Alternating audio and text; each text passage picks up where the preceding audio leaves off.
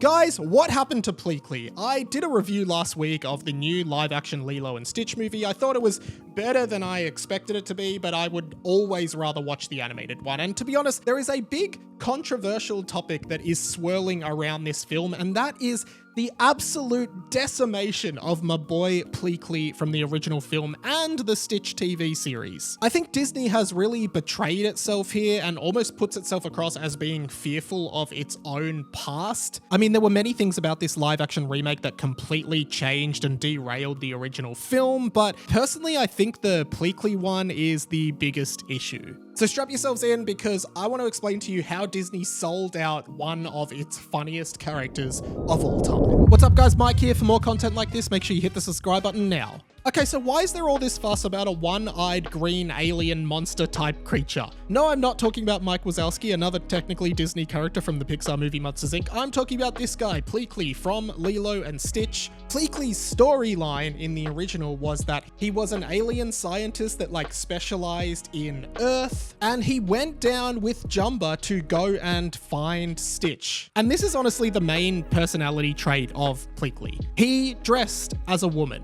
It wasn't even a woke thing at the time. It honestly wasn't, because I was a kid at the time. He just dressed like a woman because he was an alien who supposedly knew everything about humans, but actually didn't, and therefore didn't know how to dress. That was the joke. He was an expert on humans, but he didn't know how a male should dress and a female should dress, and he just preferred female clothing. And honestly, I was a kid when I saw this movie. I used to watch the Stitch series on Saturday Disney here in Australia every weekend. I never ever thought anything about it. I never thought it was trying to shove a message down my throat. I never thought literally anything about this character. I just thought, that's Pleakley, that's fun. And to be honest, Pleakley always was this flamboyantly queer-coded character. I mean, at the time as a kid, I definitely wasn't picking up on that because I didn't know anything about it, but it definitely didn't ruin my life or turn my brain to mush from seeing a character like this on TV. I mean, there are a lot of characters like this on TV. Another really big one of my generation was James from Pokemon in Team Rocket. I mean, at least in the English version of Pokemon, James was very queer-coded and he was a character that was very effeminate, often wore women's clothing, and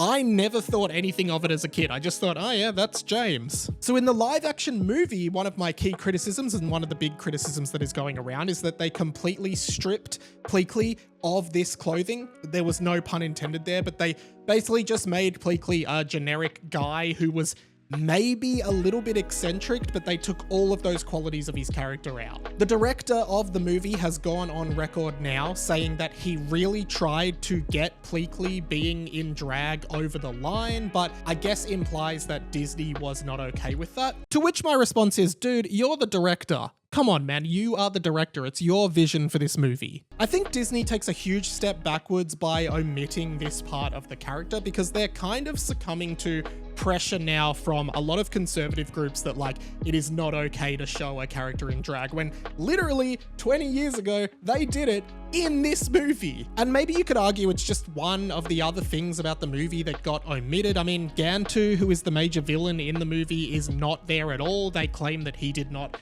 fit well in live action, but I completely disagree with that because, to be honest, neither Jumba nor Pleakley look good in live action anyway. Plus, they spend most of the movie in their human disguises, which is also stupid. Hey, just quickly guys, most people who watch my videos aren't subscribed, and I'm trying to hit 10k subs by the end of 2025. I really think I can do it, and it's going to be a huge monumental achievement for me. So if you could help me out by hitting subscribe, it would mean the world. I'm just doing 90s and 2000s millennial pop culture nerd chat, so if that feels like your jam, jump on board, I guess. I did a video recently about another Disney controversy where essentially Disney has agreed to open a new Disneyland park in Abu Dhabi, a part of the United Arab Emirates, a country that has notorious anti-gay laws, which is very, very disappointing. And of course, in the Pixar film Lightyear, there was a same-sex kiss for literally less than a second that Disney was completely decimated by. So unfortunately, it seems that like while Disney for a while was trying to be very progressive with their films and just sort of like slowly push the envelope to being more inclusive, which like I think is fine, maybe now they're really regretting that. They're regretting the controversy, and so they're regressing. And I guess that's okay, but what I think is annoying about it is just like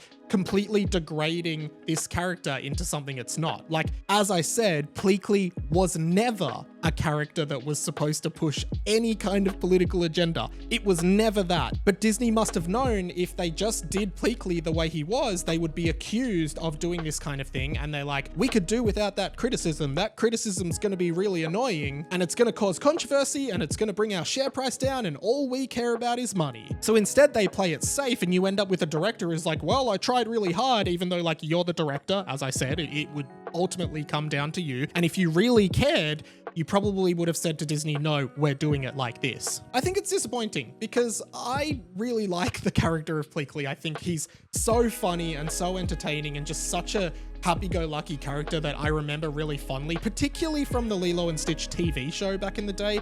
And to have the authenticity, I suppose, of a character like this completely challenged and undermined in this live-action remake was really disappointing. And this is no criticism of the actor that played Pleakley in the movie. Like, I don't think that actor did a bad job. In fact, I thought he was quite charming and the character was funny and still comic relief, so in that sense it was kept true. But the fact that Disney decided to rid the character of this key characteristic of him, I think is cowardly, and I'm disappointed that they didn't just stay true to what the movie was. Whew, thank you so much for watching, guys. Hey, if you like this video, make sure you hit the subscribe button down below and comment, what do you think of the new Lilo and Stitch movie completely just removing that quality from Pleakley? I would love to know your thoughts. And did you enjoy the movie? I've got a review up as well, which you can watch. If you've got nothing to comment, but you want to help me in the algorithm with the comment anyway, just comment below what happened to Pleakley. That way, I know you made it to the end of the video and I know you're still here. While I've got you, I'm all over the internet doing dumb stuff that I think is cool. I have a blog, I have a podcast, all the links are down below. And if you like this video, YouTube thinks you might like this video here, or if you just want to binge watch a bunch of Disney related content, just watch this playlist right here. I won't stop you. That's pretty much it from me, guys. My name's InRadioMike. This has been The Inside of My Mind, and I'll catch you later.